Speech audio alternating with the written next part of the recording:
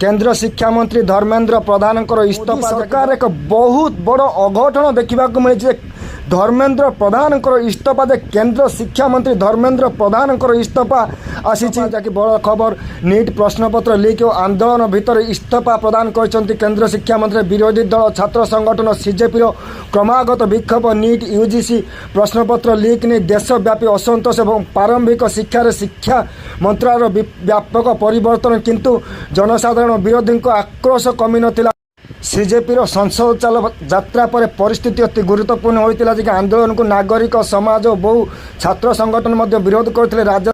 राजधानी रे प्रमुख रास्ता और सुरक्षा बाहिनी छात्र मुहांमुही होते। आंदोलनकारी शिक्षा मंत्री तुरंत इस्तीफा दिंतु जहाँ संसद प्रश्नपत्र लीक को नहीं विरोधी बहुत हंगामा करते। विरोधी दल गुड़िक इस्तीफा को छात्र शक्तिर विजय भाव में वर्णना कर केंद्र मंत्री धर्मेंद्र प्रधान को इस्तीफा एक बहुत बड़ खबर जहाँकि मुंड नई मोदी सरकार।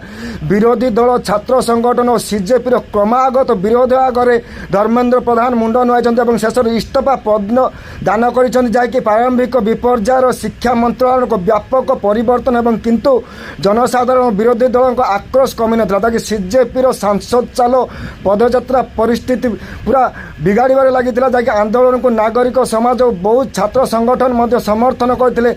जहाँकि धर्मेंद्र प्रधान को इस्तीफा बहुत बड़ खबर एवं धर्मेंद्र प्रधान केंद्र शिक्षा मंत्री धर्मेंद्र प्रधान नीट प्रश्नपत्र लीक ने सबू जगार विरोध होता जहाँकि वर्तमान से विरोधी दल छात्र संगठन एवं सीजेपी प्रखर विरोध आगर शेष मुंड नई धर्मेंद्र प्रधान एवं इस्तीफा पत्र दान कर किंतु जनसाधारण विरोधी आक्रोश कमी नाला जहाँकि वर्तमान बहुत बड़ खबर। सीजेपी संसद चाल पदयात्रा पर परिस्थिति असंभाल होता। आंदोलन को नागरिक समाज बहुत छात्र संगठन समर्थन करते। राजधानी विभिन्न प्रमुख रास्ता अचल हो पड़ा जहाँकि आंदोलनकारी शिक्षा मंत्री तुरंत इस्तीफा दान जहाँकि प्रथम प्राथमिकता थी परीक्षार्थी